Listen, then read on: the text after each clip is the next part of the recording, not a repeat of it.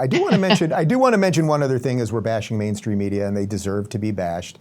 There was an article about your show in Mediaite that you had, I mean, this is absolutely incredible. You had 116.8 million views in July, which outstripped NBC News, which had 78 million, as well as CBS News, which has had 83 million. I should note that Rubin Report did have 92.3 million, so we beat them too. But I am glad to say that Megyn Kelly beat us. And that really does show the disconnect between what's going on at these debates and what could be going on if they would kind of give up and let a whole bunch of us get in there, doesn't it?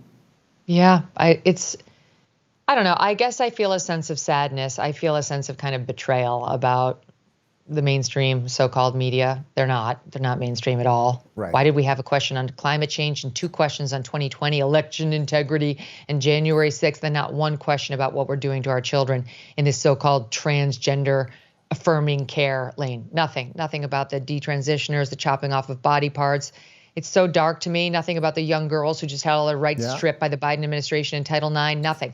They couldn't find 60 seconds to ask about these girls. It's so wrong because they don't want to piss off the trans community. They only want the girls to suck it up and for the kids to be mutilated. And beyond that, they don't much care. All right, so that's that. But I'm sad because a strong, robust, relatively free press is an important thing. The media does break big stories, and they're a window into a lot of stories that we might not otherwise cover or know about, right? Look at Spotlight and what happened with the Catholic Church scandal in Boston. We still need a real press. It's not going to be where you or I go for our news, but they need to be out there, especially when covering non-political issues. They still can do some good.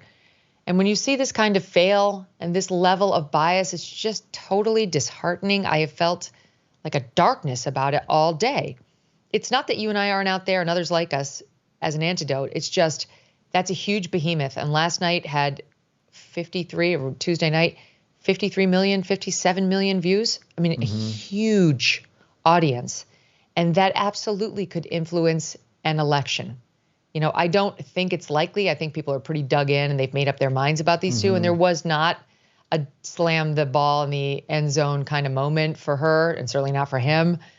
But it's risky. It was risky for him to go on there and do it. And, you know, to quote a line from Animal House after some young kid gives his car over to those derelicts, you up, you trusted us, right? And that's what the media is saying to Trump today.